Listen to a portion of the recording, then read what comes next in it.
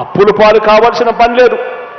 Seat వచ్చినా ఆ డబ్బులు కట్టలేని పరిస్థితిలో మేము ఉన్నాము, ఎలా పోగలుగుతాము అని చెప్పి భయపడాల్సిన పని లేదు. జగనన్న విదేశీ విద్యా దీవెన ఏకంగా మీరు సీటు తెచ్చుకోండి, ఏకంగా 1,25,00,000 వరకు ఆ ఫీజులన్నీ కూడా మీ జగన్ మామే భరిస్తాడు అని చెప్పి కూడా జగనన్న విదేశీ విద్యా దీవెన అనే పథకాన్ని తీసుకొచ్చాం.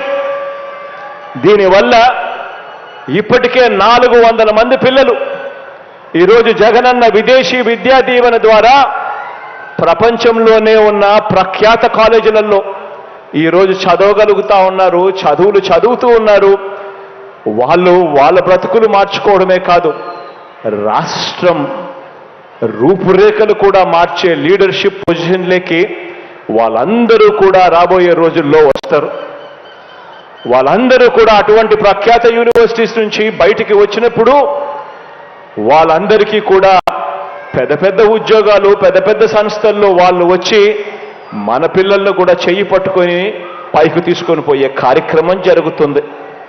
ఈరోజు ఈ విద్యా రంగంలోనే హైయర్ ఎడ్యుకేషన్ కానివ్వండి, స్కూళ్ళు కానివ్వండి, కేవలం తీసుకొచ్చిన ఈ సంస్కరణల మీద మాత్రమే లెక్కలేసుకుంటే ఈ 55 నెలల కాలంలో అక్షరాల ఖర్చు చేసింది 73,000 కోట్ల రూపాయలను కూడా చెప్పడానికి గర్వపడతా ఉన్నా.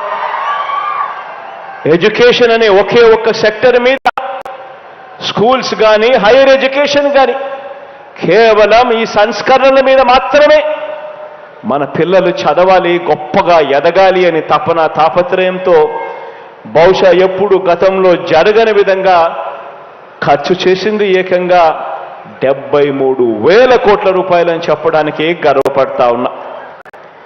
ఈరోజు గమనించమని అడుగుతా ఉన్నా. ఈరోజు ఇలాంటి మార్పులు ఒక్క విద్యారంగంలో మాత్రమే కాదు కనిపించేటివి.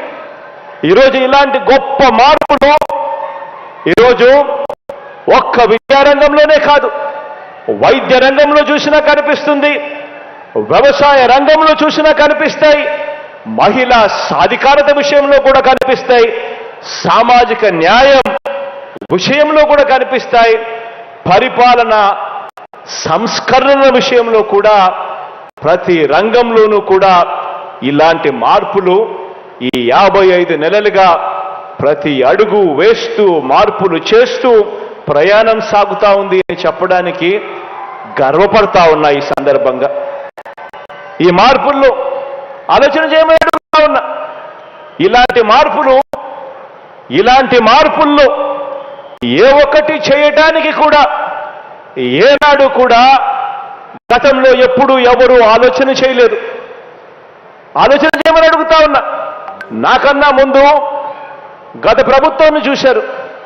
నాకన్నా ముందు చూసిన గత ప్రభుత్వంలో పరిపాలన చేసిన చంద్రబాబు నాయుడు గారి పరిపాలన ఒక్కసారి గుర్తుకు తెచ్చుకోమని అడుగుతా ఉన్నా. ఈరోజు ఇన్ని మార్పులు మీ బిడ్డ జగన్ చేయగలుగుతా ఉన్నాడు, మీ అన్న జగన్ చేయగలుగుతా ఉన్నాడు, మీ తమ్ముడు జగన్ చేయగలుగుతా ఉన్నాడు, మీ జగన్ చేయగలుగుతా ఉన్నాడు.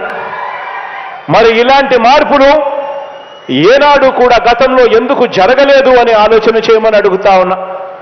ఏనాడు కూడా ఇలాంటి మార్పులు చేయాలి అని చెప్పి మనసు కూడా రాని ఒక ఆయన పరిపాలనను మనం చూసాం. ఆ పెద్ద మనిషి 3 సార్లు ఆయన ముఖ్యమంత్రిగా పనిచేశాడు. 14 సంవత్సరాలు ఆయన ముఖ్యమంత్రిగా పనిచేశాడు. కానీ ప్రజలకు మంచి చేయాలి అని చెప్పి ఆ అధికారాన్ని ఉపయోగించలేదు. ఆ అధికారాన్ని కేవలం తన అవినీతి కోసం మాత్రమే ఉపయోగించాడు.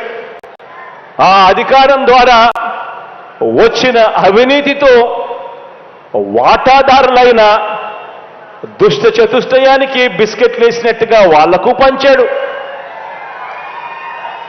జన్మభూమి కమిటీలతో మొదలెడితే ఏకంగా ఓ ఈనాడు, ఓ ఆంధ్రజ్యోతి, ఓ TV5, ఓ చంద్రబాబు నాయుడు, వీళ్ళందరికీ తోడు ఒక దత్తపుత్రుడు.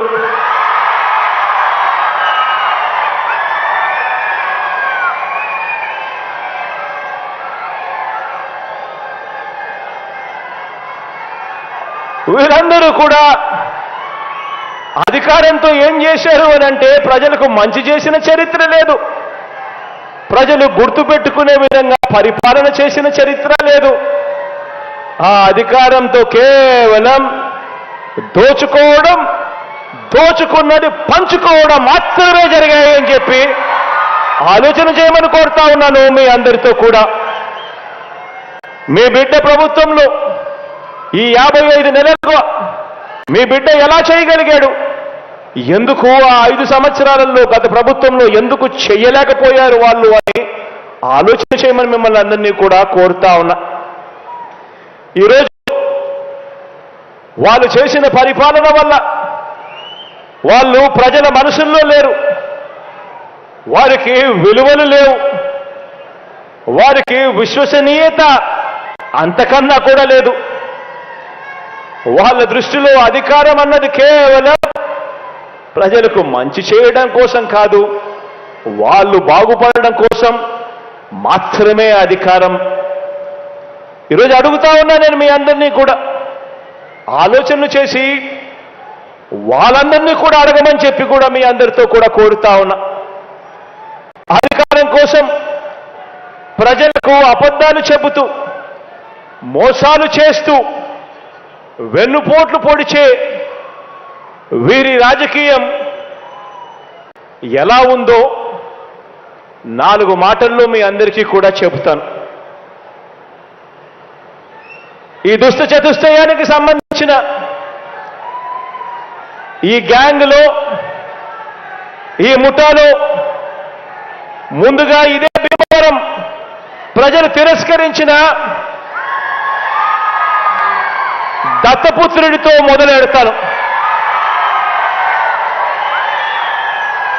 వీరు చేసిన రాజకీయాలు ఎలా ఉన్నాయి అనే విషయం మీద. ఈ దత్తపుత్రుడు పక్క రాష్ట్రంలో ఈయనది శాశ్వత నివాసం. అడ్రస్ ఎక్కడ అంటే మన రాష్ట్రంలో ఉండదు, పక్క రాష్ట్రంలో ఉంటాడు, నాన్ లోకల్. ఇంకా ఆశ్చర్యకరమైన విషయం ఏమిటో తెలుసా, పక్క రాష్ట్రంలో శాశ్వత నివాసం ఉంటూ పక్కవాడు సీఎం కావాలని ఏకంగా పార్టీ పెట్టిన వాడు బహుశా దేశ చరిత్రలో ఎవడో ఉండడు, ఈయన తప్ప.